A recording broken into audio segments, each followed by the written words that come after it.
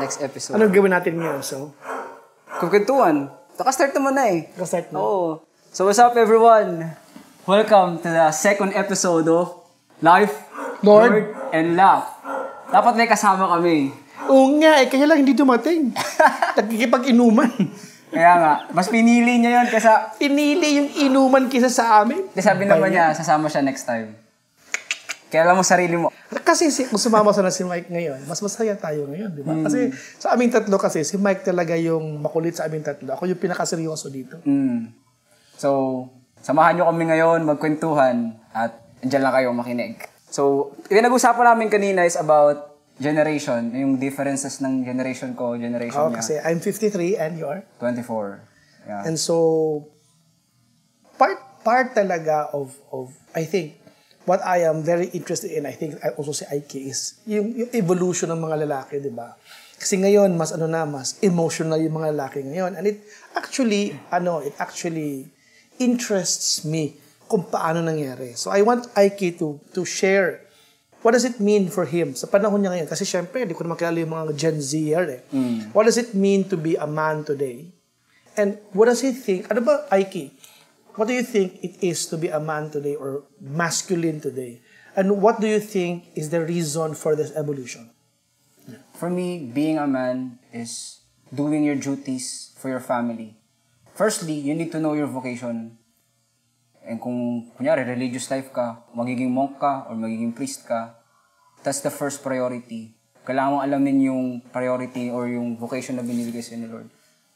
For me, kung calling mo talaga is for family, you need to do your duties as a family man. Did you learn about it recently or you've always known this a long time ago? Recently lang, bro. Through the internet din. Yun yung good benefits ng internet. How did you come across this idea that you have to figure out your vocation first? For example, ako, kasi nag-seminaryo ako when I was younger, I know what vocation sounds like. But in your case, how did you come across vocation? Or for example, yung mga kaibigan mo ba, is this part of the conversation? Napag-uusapan niyo ba to? How did you stumble into the conversation about figuring out your vocation first? Good question. Maganda sa environment ko ngayon since nasa church ako and meron na ako mga friends na same faith, Catholic friends. So you need to find your good environment and good friends na makaka-converse mo sa ganitong topic. Okay, how was your mentality formed and your idea about masculinity formed growing up? Lumaki ako sa suntukan. Dinidiscipline kami ng papa ko, pero aggressive kami. Lagi kami nag-aaway sa bahay. Like talagang mamaan. I mean, I'm 53. I grew up in a family of 6. Okay, ako yung, andyan si ate, ako, pangalawa, tapos another boy. And then, babae. Tapos, 2 boys. So, 4 na lalaki, dalawang babae. Even then, I knew yung mga babae, iba sila. Mga babae, mga lalaki, iba din. So, mas rough kami mga lalaki talaga. Totoo. But because my dad is kapitan ng barko at absent, so dad was away, and mom was also a busy negosyante. So, growing up, rough talaga kami mga lalaki, at mga babae, actually, rough kami kasi wala yung tatay ko eh. Kasi na-mention mo, dinisiplina ka ng tatay mo naman. So, tell me one specific story na naalala mo talaga na may ginawa ka at didisiplina ka. Paano ka dinidisiplina?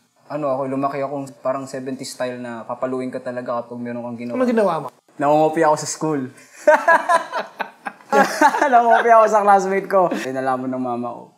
Pinapalo ako ng sinturon. Yung nanay mo ang namamalo, yung tatay mo ang namamalo? Mama ko, pero papa ko pinapalo rin ako. Pero yun. Ang nakahuli ang nagsumbong classmate mo? Hindi, yung teacher ko. Tapos? Nahuli ako mga grade 1, grade 2. Then pinapalo ako. Nalaman ng mama ko na nangungopia ako, pinalo ako. Pinapalo ako ng sinturon sa bahay. Yung sinturon na gamit, naalala ko, yung sinturon na gamit niya, yung manipis lang. Hindi masakit. Pero nagpapanggap ako masakit kasi pag sinabi kong hindi masakit, baka yung bakal yung ipalo sa akin. So, pero yun talaga punishment yung so napapalo ka pa. Napapalo ako nun dati. Kasi marami na ngayon akong kaibigan, yung anak ko, hindi ko napapalo yan. Yeah. Marami na ngayon mga bagong henerasyon na hindi na napapalo ever. Actually, the way you were brought up, para kang kahenerasyon ko. Kasi generation talaga namin, kurot. Kurot, pag may ginawa suntok, sinturon. Na, growing up kasi ang tatay ko absent. Kasi nga, kapitan ng barko. I'm not blaming my dad. He's a very responsible dad. Kapitan ng barko, very responsible dad. But because he's always absent, it's my mom who's very, she's not a stay-at-home mom. She's a very active, hands-on mom. Okay, so pag nagkakasala ako, nagkakamali ako, pinapalo ako ng nanay ko. Sinturon, kurot, lahat na lang. Okay, kurot sa tenga, kurot sa lahat na kurot. And so I grew up with my mom mostly. And syempre, as panganay na lalaki, ang kulit ko talaga. So I understood I needed discipline. And I grew up and learned naman. I'm surprised kasi pinapalo ka pa. Kasi marami ngayon. Hindi na pinapalo kasi masisira yung confidence. Na-observe ko rin yun na marami na sa generation ko. Meron yung pinatupad na law, na child abuse na yun. Kaya nga. May makakaroon kasi ng traumatic. I'm surprised na napapalo ka pa. Pero for me, kailangan paluin eh. Although, perspective ko siya, kasi merong parang passages sa Bible na kailangan sa Old Testament na kailangan talaga paluin ng bata to discipline the child. Pero, you need to be, as a parent, you need to be aware din kung tama yung pagdisiplina mo. Hindi sinasaktan mo talaga ng grabe. Actually, growing up talaga, yung asawa ko si Gina, napapalo siya grabe. Ako, napapalo din kami grabe. I'm not against palo because we turned out okay naman. Okay? We did not hate our parents. We turned out okay. Am I grateful to my mom and dad? Of course, I'm grateful. But both Gina and I, we decided talaga na pag nagkaanak kami, pwede naman kausapin. Bakit kailangan paluin? And I think this is part of what most of my generation, Gen Xer or Millennial, learned from Western psychology. Diba? Na huwag paluin kasi masisira yung confidence nila. If you want your kids to succeed, you want them to be confident. Ngayon, ang generation nga, notice ko, because of the difference in upbringing, lalo na yung mga lalaki, medyo weak silang Noon, hindi ka pwedeng sumagot sa parents mo, masasampal ka. Hindi ka pwedeng mag-disobey, masasampal ka, masusunto ka. Diba? Ngayon, napansin ko yung mga bata, sumasagot. It's easy for Tapos, kaya diba, minsan kinunto mo, nagsusuicide, madaling ma-depress. Because they were not brought up in a world where you have to be pushed and pressured and challenged to overcome challenges. Diba? Walang in-inflict na pain. But ngayon kasi, I realized that it is important to associate pain with sin and mistakes. Because I do think, even dogs, diba? Dogs learn from pain and pleasure. Negative reinforcement. Yeah, so positive and negative reinforcement. So that's why if you look at it now, like, the reason that I want to go do good things because there's heaven. The reason I want to avoid doing bad things because I want to avoid hell. Diba? So it makes sense in the spiritual world. Of course, it should make sense in the physical world, diba? Yung mga anak at mga because I'm 53 now and I've seen many of the children of my other friends. Yung mga bata, now, of course, pwede mong kausapin, diba? Kasi may anak naman ako, pwede mong Christian turned out very well, pwede mong kausapin. And you have to make pain as a last resort. Diba? Kung talagang habitual na at repetitive na, may first warning, may second warning. If the third warning wala pa din, then you have to apply pain already. Because I do think, diba, that's how we learn. Many of our biggest breakthrough, our biggest lessons were learned pag masakit. Masakit, may failure, we don't learn and remember too much from success. Okay, so I want to go back to what you said. Sa generation mo, kasi you talked about suicide, diba? And I want to focus on the idea because I do think that there are some things that can be learned from the younger generation that we didn't do very well. And there are some things that our generation can teach the younger generation that you are not doing very, very well. For example, the way we were brought up was that kung dahil lalaki ka, ikaw dapat mag-provide sa pamilya mo. Hindi maganda na yung asawa mo nagtatrabaho para sa'yo.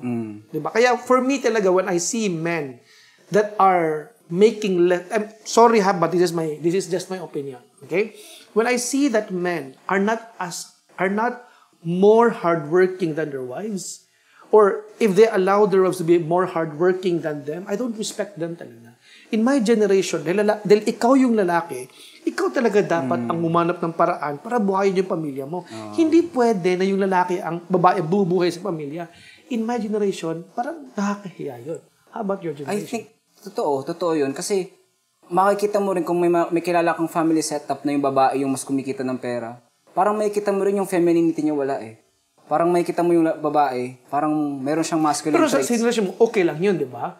Sa generation mo, gaano karaming mga lalaki ngayon ang okay lang, nasa bahay lang sila? Kasi feminism, di ba? Na women can do whatever they want and they don't need men na nga, di ba? Like, equal na tayo. Kayang gawin ng babae, ang kayang gawin ng mga lalaki. Naniniwala ka ba doon? Hindi. Magkaibang babae sa lalaki. Bakit naman opinion mo lang yan? Hindi ko siya opinion. Nasa Biblia. Biblia yan. Diba? Hindi lahat ng... hindi ko sinasabi mas better ang lalaki sa babae. Magkaiba... In dignity, equal. Oo. In terms of dignity, equal. Pero different. Different. May specific tayong roles and duties na kailangan punan. Okay, let's go back to that.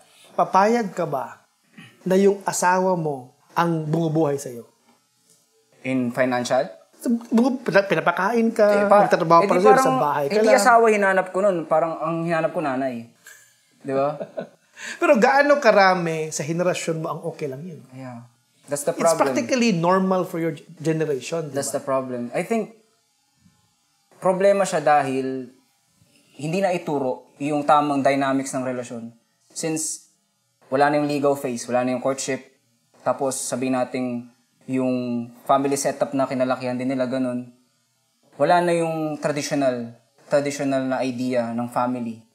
And maraming aspects kasi, like sa Let's talk about finances first. Finances.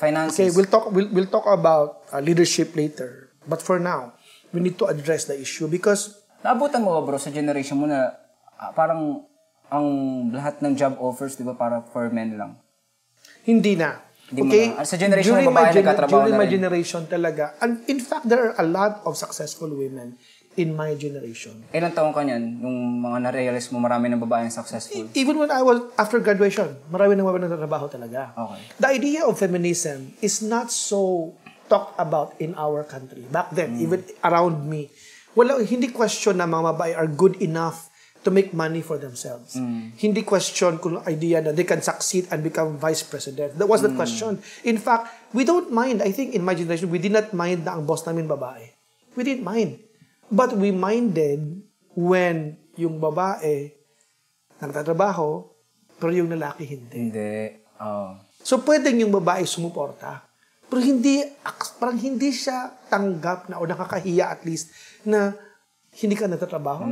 Yung babae ang nagtatrabaho. Hindi nakakahiya. That's the reality. May mga nakikita ko ka-generation ko na gano'n yung setup. Yung babae yung parang, sabi natin, boss. Mga parang girl boss. Tapos yung lalaki yung parang, stay at home.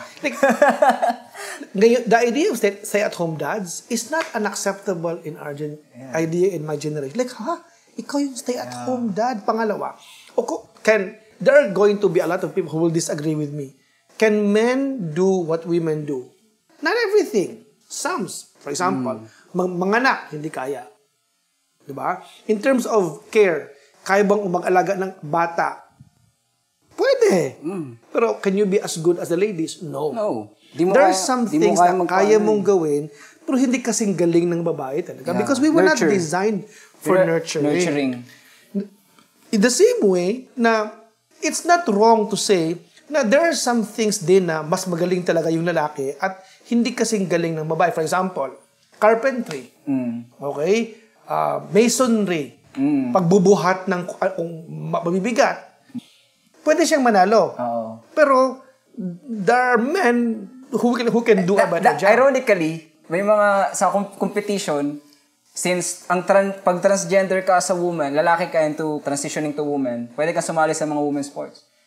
Halos lahat sa women's sports na nag-dominate winners, puro transgender na lalaki rin. Because biologically, we are different. Can men do many of the things that women do? Yes. But we were designed for different things. Yeah. So we are going to excel in different things.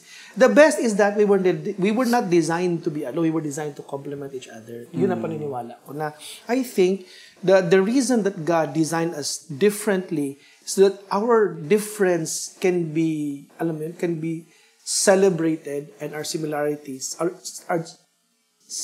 can be celebrated and our differences can be Exactly. accepted, di ba? Parang ano siya, kino-compliment niya isa't isa.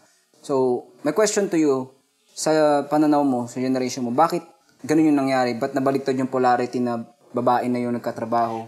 Well, lalaki I think, do women want to be independent in the sense na ayaw nilang umasa sa mga luho nila sa mga lalaki?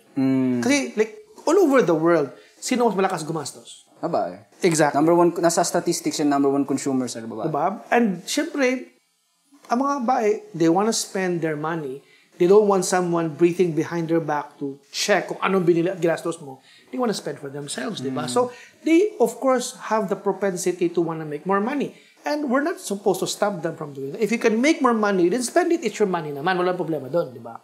So, is it okay for women to make money? Of course. Especially kung dalaga ka. Pero kung may asawa ka na, for example, the majority of the responsibility goes to the guy. Diba? So, is it possible? At nangyayari ba yon sa henerasyon ko na ang babae mas malakas kumita sa lalaki? Posible din. Kasi, of course, ang corporate kasi does not pay you for gender. It pays you for merit. Diba? Meaning, kung mas productive at effective ka, you get paid more. Okay, mas result-driven. Mas result-driven. Kung mas mas tanga ka, you make less. Diba? So, yun ang nangyayari. So, nangyayari ba ng marami? Hindi masyado because gaano karaming babae ang willing mag-asawa ng lalaking lower sa kanila? Yeah. Gaano karami? Ang pabayag na successful ka na babae tapos lalaki, lower yung income sa'yo. Yeah. Kundi lang ang babae pumapayag nun. Diba? Mas maraming babae gusto nila ka-level na. Kasi, ang hanap nila is safety, security. So, they want and most the best. women, if you ask them, I've asked so many, if I give you $500,000 to $1 million a month, would you still work or not? $500,000 a month? Ask any lady. If you can choose, I give you $500,000 a month, monthly, walang tigil. $1 million a month, monthly, walang tigil. Would you still work for the rest of your life or you simply travel? Choose. Work, travel. Travel. 95% they will say travel. Travel. Enjoy, work. Enjoy. Diba? But do you still do they want to work? Of course they want to work, but at their own pace, flexible. They want to travel all over the world because they'd rather enjoy than actually be in the workplace. Most women, hindi naman lahat, but most women. Yeah. So going back to us. So financially, in my generation, this is how we think. If you're a guy, the primary responsibility is magtrabaho, kumita, at alagaan yung pamilya mo. Yun yung primary responsibility ng lalaki talaga. Tapos, syempre, to protect your family, to protect your wife, to protect your family.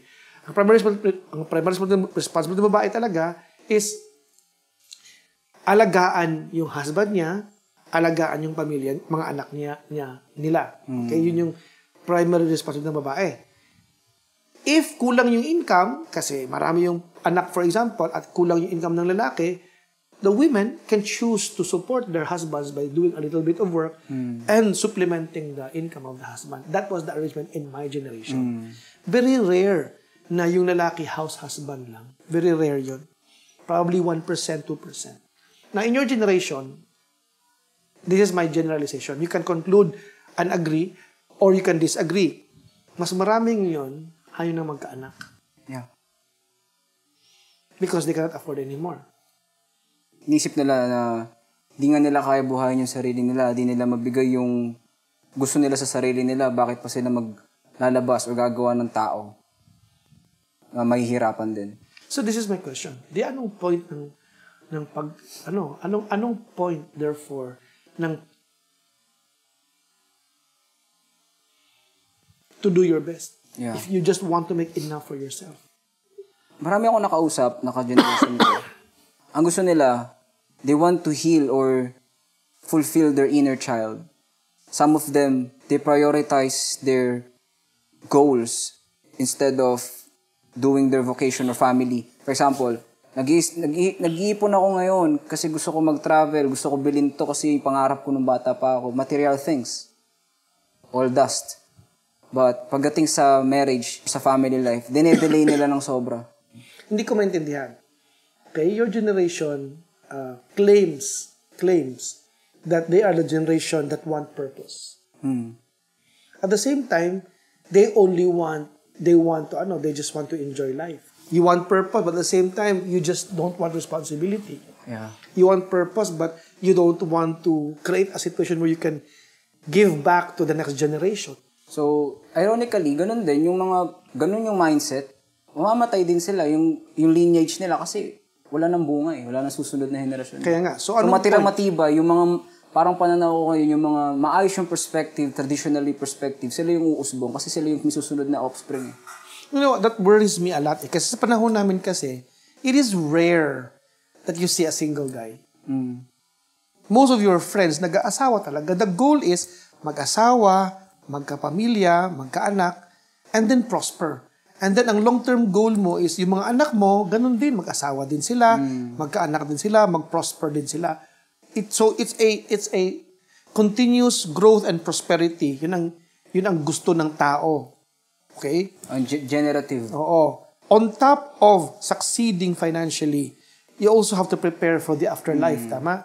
So, tama ka na. Dapat sa simula pa lang. Ngayon, if I advise the youth, dapat sa simula pa lang, dapat clear ka na ano bang bokasyon mo. Because lahat ng bokasyon were designed to give glory and honor to God.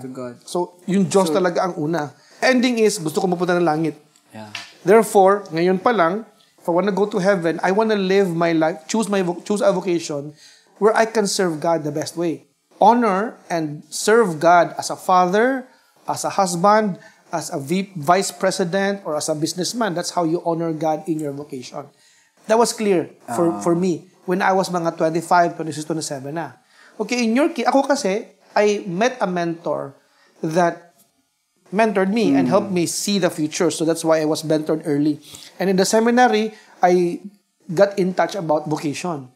That's how I met and got clear about my future. Ikaw, how did you tell the story about how you got into this idea? I'm thinking about, sa perspective mo na, important talaga na naniniwala ka kay God. Ganito lang For example, there's no God. Ano lang tayo, flesh and meat lang to. Meat and bones lang. Mamamatay din tayo lahat. So, enjoyin ko na. Kung ano meron ngayon. Pwede enjoyin. Enjoyin ko na. Mamamatay din. You only live once. Sex. Do whatever drugs, you want. Drink. Oh. Lahat na lang. Yeah. Kasi walang God. Walang concept ng so this is my eternal question. life. I'm gonna challenge you. Anong masama dun? If I want to live that life, so what? Yun yung free will nila. Kung wala kang goal eh. Nandiyan ka lang sa pleasure mo. So wala kang purpose gumawa ng tama at mali. Wala kang concept ng moral law. Parang, sumasabay ka lang sa agos ng mundo. Kasi ang pinopromote ng mundo, puro sarap eh. This kind of questions in your head. And because I'm older already and I have had conversation with friends, I'll tell you that it is our nature talaga to find meaning. It's our nature to find purpose. Lalo na, for example, when you're at my age na, you know, when you're younger, you want to follow what the older guys are doing. So the question of, ano bang gawin ko sa buhay ko? Nasimula sa high school yan eh. Anong kurso kukunin ko? Ano ba ang gusto kong gawin sa buhay ko? These questions begin to exist. Kaya yung idea of vocation, dito nagsisimula yan. Because when you're young, you're just playing. Di ba? When you're in elementary, experimenting. Naglalaro ka pa lang noon eh. Wala ka pang iniisip na buhay. By the time you turn high school, nag-isip ka ng college, anong kurso kukunin ko? Because the college course determine you're gonna go. Magiging abogado ka ba? Magiging ano ka ba? Sundalo ka ba? Magiging pare ka ba? These questions begin to happen. That's why tama ka na. Ano ba talaga ang bokasyon mo? So because when you say bokasyon, ang ibig sabihin is that you're considering God in the conversation, di ba? Or you can just say, anong gusto ko sa buhay? Gusto kong yumaman, gusto kong magkabahay, gusto kong magkakotse. Devoid of the idea na may Diyos. Kung yung plano niya. So tama ka na. You know, especially when you're still young, you have to talk about vocation because it means I want to include God in this conversation. So that's what's going on. I'm more interested kasi about what's going on in your generation because in my generation, it was more, you have no time to be emotional. Okay? Walang time para maging open or vulnerable. Yung idea na yun did not exist in my generation. Yeah. And malaking part kasi nun, since walang social media, even di ba yung pinag-usapan natin kanina, bakit sa generation nyo walang depressed? Walang nagpapakamatay? Ito yung view ko dyan. Napahiya lang. Nag-suicide. Ito yung view ko dyan. Kasi, since sa internet, nandiyan na yung description ng depression itself. Then, search mo lang yung meaning. Kasi dati malungkot ka lang eh. Ngayon, pag sinabi malungkot ka na, you can put a label to yourself na, I'm depressed. Self-diagnosis. Mabasa mo lang yung terminology, mabasa mo lang yung meaning ng depression na, depressed ako. Kahit malungkot ka lang naman. Parang ganun. So, malaking factor yung social media. Kaya tingin ko kung bakit sa generation ko namin depressed, sa inyo, wala. Kasi yung idea na depression, hindi na hindi na So, po promote. information is too available. Oh, yeah. And you get sympathy and compassion from a lot of people. Hindi ko naman sinasabi dito. So, ibig sabihin, you're saying that social media is both good in the sense na you can promote a lot of things, but also bad because alam mo yun, you get wrong ideas or you get pampered. It's a double-edged sword. Dahil sa panahon namin. So again, one, you want to be successful, you want to take care of your family, and so you are busy, and so you have no time to be emotional. So ang complaint ng mga babae sa panahon namin, yung mga lalaki, distant at saka aloof. Okay? What do you mean aloof? Meaning, kapag pagod ako, I'm gonna stay in my room, don't talk to me. Parang kapag nakausap mo ako, hindi ako makikinig. So most of the people in my generation, most of the men in my generation, are busy. Yeah. And so the response of the women are mga lalaki, insensitive, dense, distant. Yun ang problema ng mga babae. Ngayon, you have to confirm or disagree, marami na ngayon ang mga lalaki na vulnerable, open, mga ganun-ganun.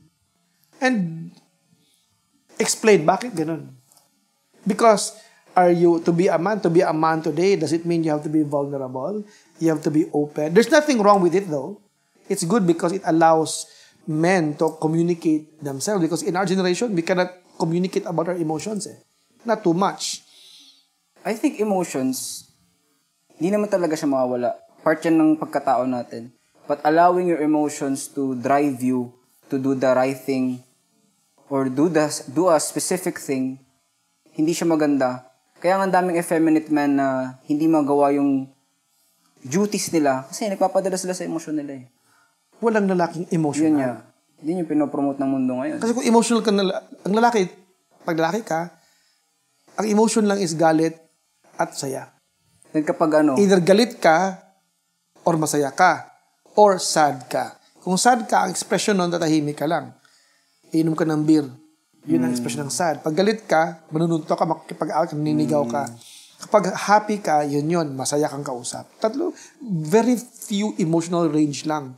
Ngayon, sa panahon nyo, ang dami. Subjectivity na kasi. Open, vulnerable, sensitive. Papasok na dyan yung subjectivity. Wala na yung objective truth. I feel like this. I feel this is the truth.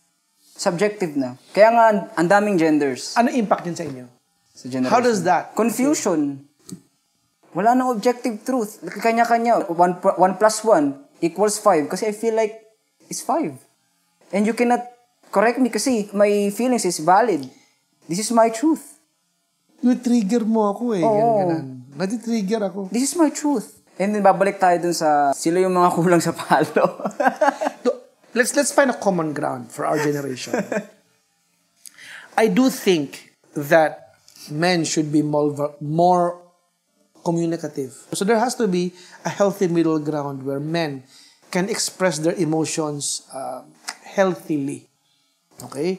But there's also has to be a little bit of boundaries na your emotions cannot just be king, di ba? Hindi pwedeng yung emotion mo na lang palaging tama. Bakit? Because we all have our own emotion. But at the same time, we also can think. Truth, for example, does not care about your emotion. Truth is truth. It doesn't change. So if everything is true, then everything is wrong. Bakit? It cannot be truth if it's wrong. Tama ka, kasi nakikita mo. Tama din ako, kasi nakikita ko. So are we both correct? Yes. So when we share our perspective, we can come up with the most objective truth. That's the good thing na different opinion or different people can share their different opinion. But the problem of our generation is balat sibuyas, bro. Ang daling ma-offend na parang, hindi, ito yung akin. Ganun.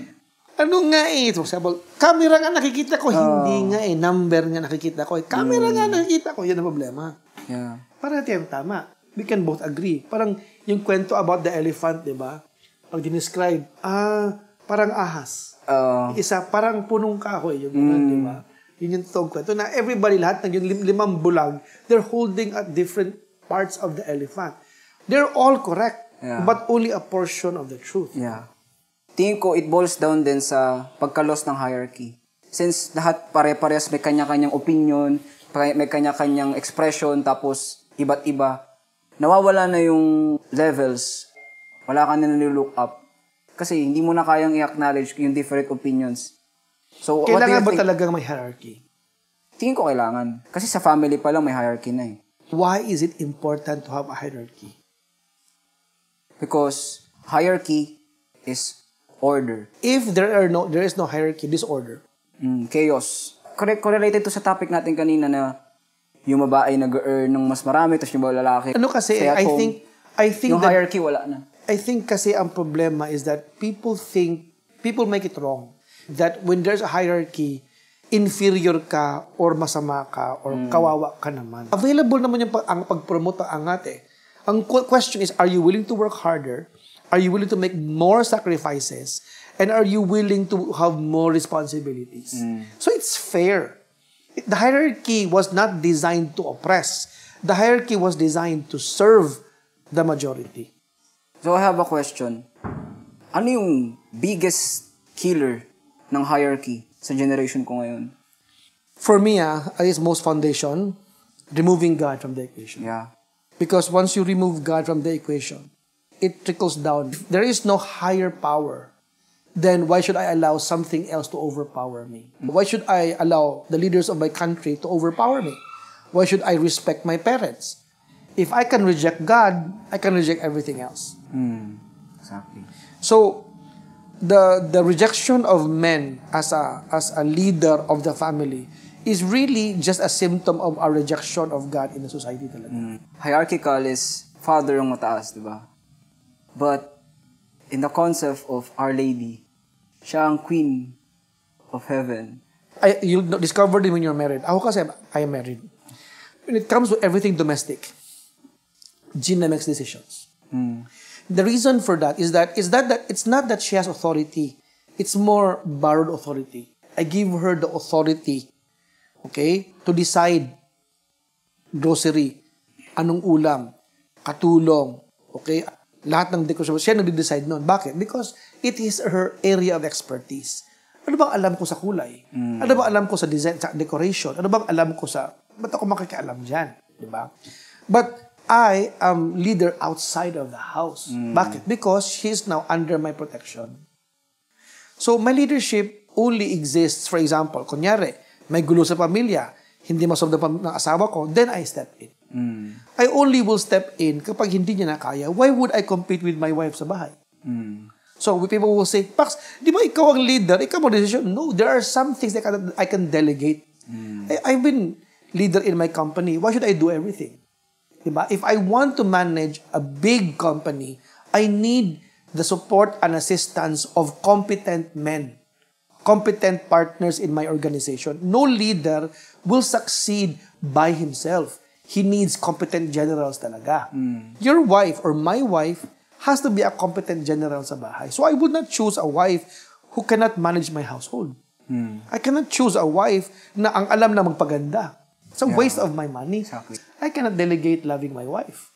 I can delegate everything else to her, but I cannot delegate loving, taking care of her. It has to be me that can do it.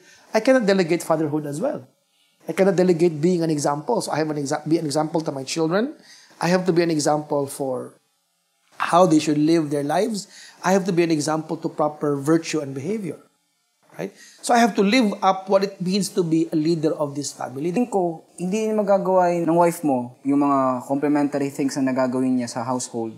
Kung kailangan niya magtrabaho, kailangan niya mag-earn ng money, kailangan niyang lumabas pa. Kung mag-iisip pa siya kung paano kumita ng pera, kung mag-iisip pa siya kung sakto ba ang budget, mahirapan talaga siya, mas-stress talaga siya. Because she was not designed to be stressed on how much money she can make. She was designed to manage the money and the household, I think. So, Gina, nag-thrive si Gina because she never had to worry about how much money. Okay? Whatever money I give her, she manages it does with my money. Kung paano niya ginagastos. Kung meron ba siyang binibili na hindi naman kailangan. And I discovered talaga na si Gina si Gina spends on two things, travel and food, and everything else.